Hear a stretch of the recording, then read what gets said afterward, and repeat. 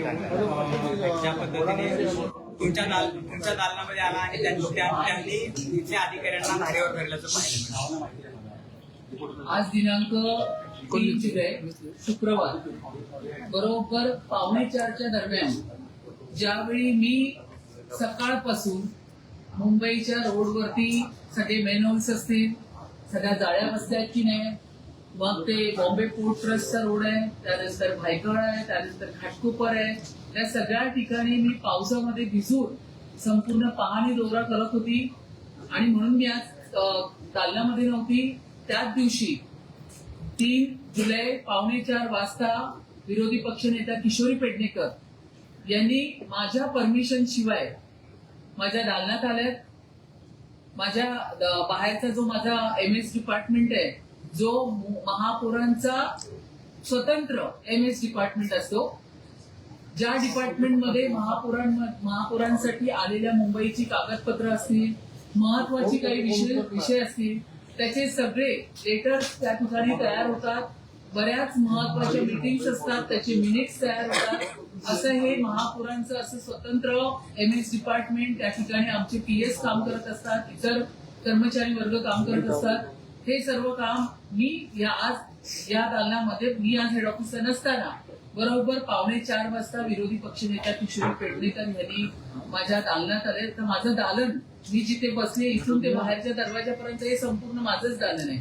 आणि या दालनामध्ये आल्यानंतर त्यांनी त्यांच्या बरोबर जवळपास 5-6 लोकांना बरोबर घेऊन आल्या आणि हातामध्ये एकाला त्यांनी मोबाईल दिला होता आणि मोबाईलने त्यांनी माझ्या पूर्ण MS दालन जे आहे त्या सगळ्याचं चित्रीकरण करणं त्यांनी सुरुवात केलं. आपण त्याच्यामध्ये आपण मराठीत बोलतो रेखी करणं किंवा ट्रेस पासिंग करणं, अशा पद्धतीचा एक ऑफेन्स आपण म्हणायला हरकत नाही. या पद्धतीने येऊन त्यांनी माझे जे PS आहेत, पर्सनल सेक्रेटरी, ज्या माझ्या 2 आकांक्षा आहेत, नेहा मॅडम आणि इतर शिंदे, त्यांना दादागिरी करून माझ्या पत्रांचं काय झालं अशा पद्धतीने त्यांनी त्या ठिकाणी उपचार केला. सगळीकडे चित्रीकरण करणं स्टार्ट केलं. माझी कागदपत्र माझ्या परमिशन शिवाय त्यांनी दमदाटी करून माझ्या जे बाहेर माझे जे कर्मचारी आहेत त्यांच्याकडनं कागदपत्र चाळायला त्यांनी सुरुवात केली. हे संपूर्ण आपल्या सभाशास्त्राच्या विरोधात आहे. आतापर्यंतच्या मुंबई महानगरपालिकेच्या इतिहासामध्ये अशा पद्धतीचं बिहेवियर, आपण त्याला मिसकंडक्ट बोलतो, 1888च्या कायद्यामध्ये याला मिसकंडक्ट बोलतो. अशा पद्धतीने तुम्ही त्या महापौरांची परमिशन न घेता अतिशय संवेदनशील असं हे मुंबई महानगरपालिकेचं दालन आहे. पूर्ण मुंबईकरांचे कागदपत्र, सगळ्या गोष्टी, महत्वाच्या मीटिंग्स, असे सर्व महत्वाचे किंवा सभागृहात चालणारे सगळे विषय या महापौराच्या दालनात सुरू असतात. आणि अशा संवेदनशील असलेल्या महापौराच्या दालनामध्ये त्या आल्या, त्याबद्दल वाद नाही. त्यांनी जर त्यांच्या पत्राची विचारपूस केली त्याबद्दल वाद नाही. पण त्या ठिकाणी त्यांनी दमदाटी केली. त्या ठिकाणी त्यांचा मोबाईल ऑन करून सगळं ट्रेस पासिंग करत होत्या, रेखी करत होत्या, काय महत्वाचं शोधत होत्या, त्या सगळ्या गोष्टी चाळत होत्या.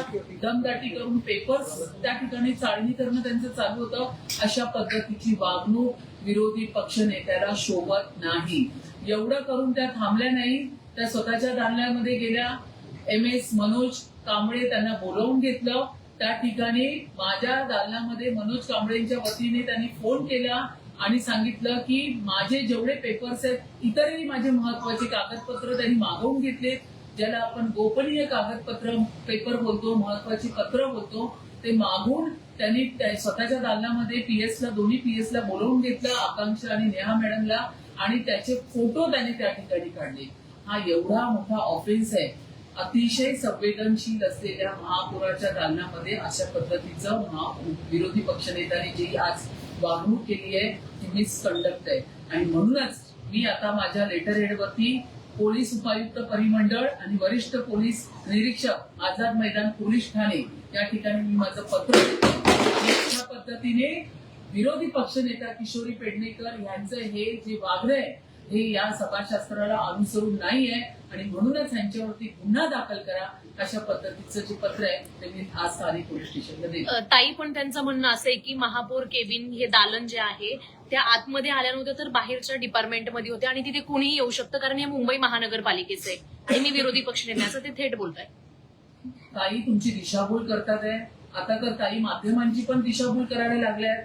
कदाचित त्यांना विसर पडलाय. त्या स्वतः माजी महापौर होत्या. त्यांना ह्या सभाशास्त्र माहिती असायला पाहिजे. बरोबर बोलल्यात त्या. हे जे महापौरांचं दालन आहे हे लोकांचं आहे, मुंबईकरांचं आहे.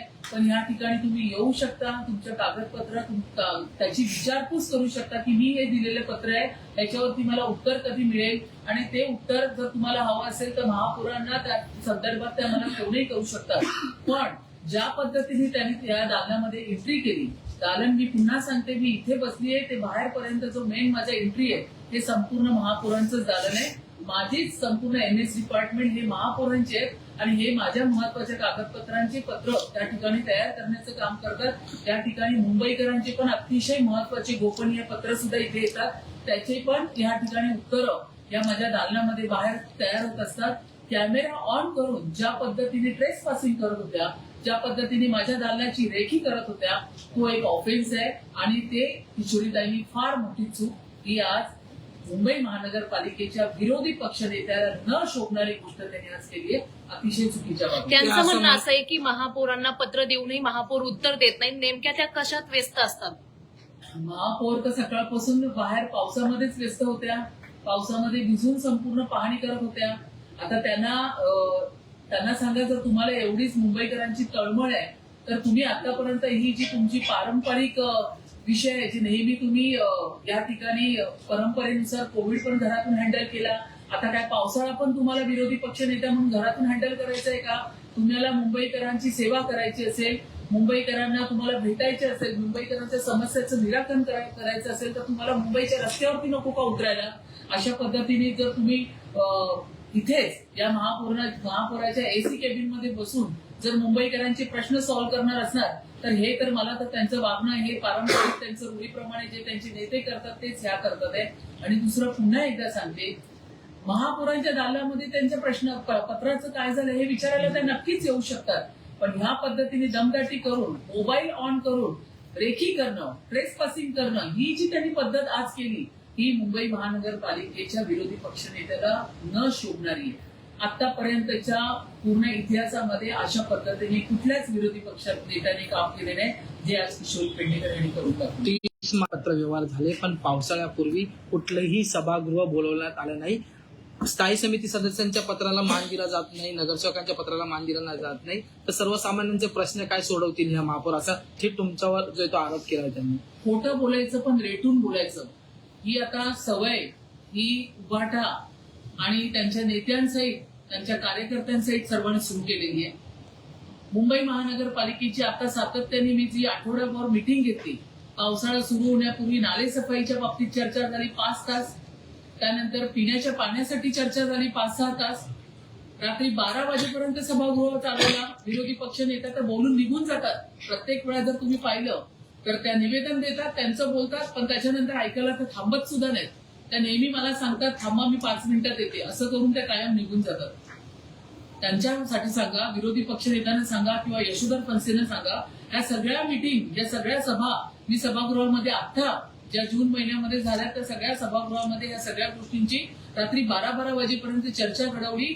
एएमसी बांगर, त्या ठिकाणी commissioner, additional commissioner Vipin Sharma ji असेल, ज्यांच्याकडे आरोग्य खातं होतं, शिक्षण ज्यांच्याकडे होतं, अतिरिक्त आयुक्त ढाकणे साहेब होते, त्या सगळ्यांना बसवून आणि आता ज्या नवनियुक्त झालेल्या आपल्या लवंगरे मॅडम असतील त्यांना सुद्धा बसवून रात्री 12 पर्यंत सगळ्या विषयांवरती मी हा सभागृह चालवलेला आहे.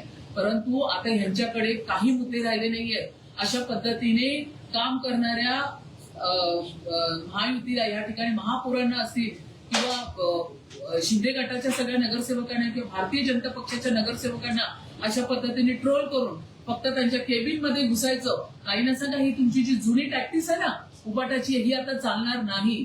या पद्धतीने अशा पद्धतीने तुम्ही घुसखोरी करून, दमदाटी करून, या पद्धतीने या इकडच्या सगळ्या स्टाफला घाबरवून इकडची जी गोपनीय कागदपत्र परत आपल्या केबिन मध्ये घेऊन त्याचे फोटोग्राफ्स काढणं हे काही योग्य नाही. या सगळ्या गोष्टी या ठिकाणी आता खपवून घेतल्या जाणार नाही आणि या सगळ्या गोष्टीची जबाबदारी इकडचे जे MS आहेत मनोजजी त्यांच्यावरती मी निश्चित करते की त्यांनी माझ्या दालनातली गोपनीय पत्र जी मी जस्ट आजच सही करून पाठवली होती ती पत्र माझ्या PS कडनं त्यांनी त्यांच्या दालनामध्ये कशी मागवून घेतली याचं उत्तर पण मी MS कडनं घेणार आहे. मुंबईला अलर्ट दिलेला आहे तरीही महापौर ज्या त्या 6 तास काल घटनास्थळी पोहोचलेल्या आणि तुमच्या त्या प्रकरणावर सुद्धा टीका जी आहे ती विरोधी पक्षातले सगळेच जण करतात. मी काल त्या ठिकाणी पोहोचले. मी कालच सांगितलं होतं की माझी मामी 90 वर्षाची आहे, ती आजारी होती, ती सिरियस आहे, तिला बघण्यासाठी मी पनवेलला गेली. मी फक्त बघून तशीच गाडी रिटर्न केली. जेव्हा मला कळालं 11:15 दरम्यान एक व्यक्ती मॅन्युअल मध्ये पडलाय, मी ती गाडी रिटर्न करून डायरेक्ट मी लोकेशनवर पोहोचले. मी त्या कुटुंबियांना पण भेटले, मी त्या सगळ्या गोष्टीची शहानिशा पण केली आणि माझं फोनो गाडीमध्ये कंटिन्यू सगळ्या प्रसार माध्यमांबरोबर चालू होतं. प्रत्येकाला मी उत्तर देत होती. ऑन द स्पॉट आम्ही वॉर्ड ऑफिसर सहित 4 जणांना त्या ठिकाणी निलंबित केलं आणि त्या मृत व्यक्तीच्या कुटुंबियाला 10 लाखाची मदत सुद्धा मी तिथे जाऊन जाहीर केली. तुमच्या सूचनेनुसार अनेक अधिकाऱ्यांचं निलंबन तुमच्या सूचनेनुसार झालेलं आहे. कालच्या प्रकरणानंतर पण निलंबनाची कारवाई झाली. पण आज ढाकणे सर असं म्हणतात की या मॅन्युअलचं काम करण्याचं कुठलंही कंत्राट नव्हतं किंवा कुठलीही पत्रक काढलं गेलं नव्हतं, तरीही काम केलं गेलं होतं. हा चौकशीचा भाग आहे. या ठिकाणी बिपिन शर्मा यांची एक चौकशी समिती आपण नेमलेली आहे. 3-4 दिवसामध्ये त्याचा संपूर्ण अहवाल येईल. अहवाल आल्यावरती तो तुमच्यापर्यंत सादर. ताई, कालची घटना ताजी असतानाच आज मुंबई शहरामध्ये 4000 पेक्षा सातत्याने पत्रव्यवहार करून देखील प्रशासन आणि सत्ताधारी जागा झाले नाहीये, म्हणून मी या दालनामध्ये आलो. त्याचं एकूणच किशोर पेडणेकर आम्ही पण तेवढे संवेदनशील आहोत. या ठिकाणी आतापर्यंतच्या ह्याच्यात ताईंना सांगा, पहिल्यांदा जर तुम्हाला मुंबईची एवढीच काळजी असेल तर ह्या AC दालनामध्ये बसणं बंद करा, निघा, रस्त्यावरती उतरा. आम्ही सर्व नगरसेवक, महापौर म्हणून मी असेल, उपमहापौर असतील, सगळे अध्यक्ष, सगळे कोणी इथे पालिकेत दिसत नाहीये, सगळे आम्ही मुंबईवर आहे. आज सकाळपासून मी मुंबईच्या पूर्ण रस्त्यांवरती उभी आहे. तुम्हाला एवढी कळकळ आहे तर फक्त सत्ताधाऱ्यांना कसं आपण पेचमध्ये पेचत आणायचं याचा विचार करण्यापेक्षा दिवसभर आणि मग अशी काही कारणं शोधण्यासाठी पेक्षा विभागात जा, रस्त्यावरती उतरा, लोकांशी संवाद करा. ज्या ज्या ठिकाणी तुम्हाला वाटतंय पाणी साचलेलं आहे फोन करा मला, मी तिथे यंत्रणा पाठवते. पण अशा पद्धतीने चोर पावलाने महापौरांच्या दालनामध्ये येऊन अशा पद्धतीने पत्र, त्याचे फोटो काढणं, दमदाटी करणं आणि ट्रेस पासिंग करणं, या सगळ्या गोष्टी आता धंदे बंद काही एक महत्वाचा प्रश्न आहे. काल महापालिका आयुक्तांनी ज्या पद्धतीने सांगितलं की मुंबईमध्ये एकही मॅन्युअल उघडं राहणार नाही यासाठी आम्ही सगळी यंत्रणा लावतो. आज साम टीव्हीने फॅक्ट चेकिंग केलंय. बांद्र्यात अंधेरी भागामध्ये अनेक मॅन्युअल अजूनही उघडे असल्याचं समोर येतंय. अधिकारी म्हणजे वरून आदेश दिल्यानंतर खालचे अधिकारी ऐकत नाहीत का? अधिकाऱ्यांवर तुमचा कंट्रोल नाहीये का? ताई, यालाच लागून असा प्रश्न आहे की मुंबई महानगरपालिकेकडून अधिकृत माहिती आली की 4000 पेक्षा जास्त मॅन्युअल हे उघडे आहेत, त्यांच्यावर झाकणच टाकलेलं नाही. आणि पुढारी न्यूजच्या माध्यमातून प्रतीक्षा नगर असेल किंवा दादर असेल, इथे अर्धवट मॅन्युअलवर झाकणं पाहायला मिळाली. मात्र कुठे बॅरिकेड्स किंवा पालिकेकडून सुरक्षा दिली नव्हती. आणि तुम्ही घाटकोपरची पाहणी केली, मात्र प्रतीक्षा नगर असेल, वडाळा असेल, दादर असेल, अशा ठिकाणी हे मॅन्युअल उघडे होते. नाही, लक्षात घ्या, या सगळ्या गोष्टीची आपण पाहणी किंवा ह्याचा रिव्ह्यू सगळं घेतोय. प्रत्येक वॉर्ड ऑफिसरला, प्रत्येक DMCना बोलवून, वॉर्डमध्ये प्रत्येक वॉर्डमध्ये काही ठिकाणी 600 मॅन्युअल्स आहे, काही ठिकाणी 700, असे प्रत्येक वॉर्डचे आपण सगळं ऑडिट करतोय. कुठली झाकणं उघडी आहे, कुठली लावायला पाहिजे, त्या सगळ्या गोष्टी या ठिकाणी त्याचा रिव्ह्यू मिटिंग घेणं चालू आहे. सगळी माहिती घेणं चालू आहे. घाटकोपर हा सुद्धा मुंबईतलाच एक पार्ट आहे. मी महापौर पूर्ण मुंबईची आहे, त्याचबरोबर मी घाटकोपरची सुद्धा आहे. आणि शिवाय घाटकोपर हा माझा 132 वॉर्ड असल्यामुळे मी महापौर झाल्यापासून सातत्याने मुंबईवर फिरते. तर कुठेतरी, कारण 132 वॉर्ड हा लो लाईन असल्यामुळे त्या ठिकाणी सोमया नाला भरला किंवा समुद्राला भरती आली तर त्याचं सगळं पाणी रिव्हर्स होऊन वॉर्ड 132च्या प्रत्येक ठिकाणी साचलं जातं. त्यामुळे तिकडच्याही लोकांची मागणी होती की एकदा या ठिकाणच्या नगरसेविकेने पण येऊन पाहिलं पाहिजे. पण या ठिकाणी मी 132 वॉर्ड मध्ये जाण्यापूर्वी मी इथेच वॉर्डच्या सगळ्या ठिकाणी पाहणी दौरा करत होती. तर या सगळ्या मॅन्युअल्स असतील, याचं ऑडिट चालू आहे आणि त्यावरती आम्ही पूर्ण काम वरून आदेश दिले जातात, मात्र अधिकारी झाडाची घटना ताजी असताना काल हेतलगाला मॅडम पाहणीसाठी गेल्या होत्या आणि त्या झाड पडले चेंबूरची घटना. त्याच्यानंतर हेतलगाला मॅडम काल पाहणी करण्यासाठी गेल्या होत्या. त्यांच्यासोबत काही कर्मचारी सुद्धा होते आणि त्याच वेळी पुन्हा एकदा झाड पडलं आणि ते कर्मचारी ते जखमी झाले आणि त्यांना रुग्णालयात नेण्यात आले. तर झाडांचा प्रश्न आता पुन्हा एकदा आयरन झालेला, जसं आपण म्हणतोय सीसी रोडमुळे त्यांची मुळं डॅमेज होताना पाहायला मिळतं. हो. मी आताही तेच बोलते की ज्या ज्या ठिकाणी सीसी रोड झालेले आहेत त्याच्या आजूबाजूची असलेली झाडं आणि त्याचबरोबर या मुंबई नगरीमध्ये गेली 40 वर्ष 50 वर्ष 60 वर्ष उभी असलेली झाडं, त्या सगळ्या झाडांचं ऑडिट झालं पाहिजे, त्या सगळ्या झाडांची तपासणी झाली पाहिजे. सीसी रोडचं काम करत असताना त्या ठिकाणी ती कमकुवत झाली नाही ना, त्या ठिकाणी सिमेंटचं पाणी तर गेलं नाही ना, अशा पद्धतीने सगळी पाणी वॉर फुटिंगवरती आम्ही काम करतोय. सगळ्या त्या ठिकाणी वॉर्ड ऑफिसर असतील, सब इंजिनियर, एक्झिक्युटिव्ह सगळ्यांना आम्ही या पद्धतीने कामाला लावलेले आणि आता त्यांना करणं भागच आहे. कारण कालचा जो विषय झालेला आहे साखी नाक्याचा मॅन्युअलचा, आपण वॉर्ड ऑफिसरला पण निलंबित केलेलं आहे, त्याबरोबर एईला पण केलंय, सब इंजिनियरला पण केलंय आणि कनिष्ठ अभियंत्याला पण केलंय. इथे या सगळ्यांना हा मेसेज पूर्ण वॉर्डला पोहोचलेला आहे, ऍडमिनिस्ट्रेशनला, की तुम्ही काम नाही केलं तर त्याचं तुम्हाला उत्तर काय मिळेल, हा एक मेसेज हा संपूर्णपणे पोहोचलेला आहे. त्यामुळे संपूर्ण लक्ष देऊन डोळ्यात तेल घालून पूर्ण ऍडमिनिस्ट्रेशन आता काम करते. ताई, आता जर आपण पाहिलं तर हा प्रश्न आता विचारला, त्याला जोडून एक छोटासा प्रश्न आहे. आता किशोरी पेडणेकर अशा घुसायला पण लागल्या आणि नंतर त्या स्टेटमेंट पण द्यायला लागल्या.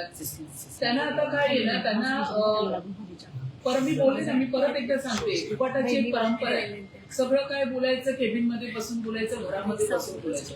नेत्यांनी पण कोविड पूर्ण घरातच बसून चालवला, त्यांचे नेते पण घरातच बसून स्टेटमेंट देतात. त्यांनी त्यांच्या कार्यकाळात केलेला आता सगळा लेखाजोखा मला काढायला लावू नका, तो काढायला गेली तर ही प्रेस नोट रात्री 12 पर्यंत चालेल, तर त्याच्यामध्ये मी जात नाहीये. पण स्वतःच्या आधी पायाखाली काय जळतंय याचा विचार आधी किशोरीताईनं करायला सांगा आणि नंतर दुसऱ्यांवरती बोट दाखवायला सांगा. गेल्या तुमच्या कार्यकाळातला सगळा इतिहास मी काढेल ना, तर त्यावेळी कळेल की कोविडच्या खिचडीपासून तुम्ही काय काय केलेलं आहे. तर ह्या सगळ्या गोष्टींमध्ये जायचं नाहीये. पावसाळा तोंडावर आहे, मुंबईकरांची सेवा करायची आणि मुंबईकरांची सेवा करायची असेल तर केबिन मध्ये बसून बोलू नका, बाहेर रस्त्यावरती उतरा. मॅन्युअल्स जिथे ओपन आहे ना तिथे जाऊन उभ्या राहून जर ते दाखवलं ना तर मला अधिक चांगलं वाटेल. पण इथे असं घुसखोरी करणं ना, घुसखोरीच्या विरोधात एक तर मी काम करते. बांगलादेशी घुसखोरी असतील किंवा अशी घुसखोरी असेल तर अशा घुसखोऱ्यांना काही मी इथे या ठिकाणी थारा देणार नाही. म्हणूनच हे पत्र घेऊन मी पोलीस स्टेशन. ताई, मुंबई शहरात पाणी साचू नये म्हणून पंपिंग लावण्यात आले, मात्र 600 पेक्षा जास्त शोष खड्डे देखील घेण्यात आलेले आहेत. अनेक ठिकाणी रस्ते देखील खचलेले आहेत, तरी देखील पाणी साचतंय. किंग सर्कल असेल, दादर असेल, वडाळा असेल, अशा एक भागात. लक्षात घ्या, पाऊस पण फारच मोठा तीव्र पडतोय. रेड अलर्ट या ठिकाणी दिलेले आहे. मुंबईमध्ये काही ठिकाणी सखल भाग आहेत, पण त्या सखल भागामध्ये जर आपल्याला पाणी त्या ठिकाणी पंप लावून आपण त्या ठिकाणी काढण्याचं काम करतोय. काही ठिकाणी आपण जातंय ज्या पद्धतीने आता आपण सगळं आपलं वॉर फुटिंगवर काम आहे. तर पूर्ण प्रशासन यंत्रणांनी असं म्हणत नाही की कुठे आमचं चूक राहिलं असेल किंवा प्रशासनाचं काय राहिलं असेल, कुठे राहत सुद्धा असेल, पण जिथे दाखवलं जातं 1916 आपण नंबर जो आहे तो कार्यान्वित केलेला आहे. त्याच्यावरून जेवढे कंप्लेंट्स येतात ते कंप्लेंट्स घेऊन त्या ठिकाणी पण जाण्याचं काम आपण करतो. काही मुंबईमध्ये 1300 किलोमीटर मराठी शेवट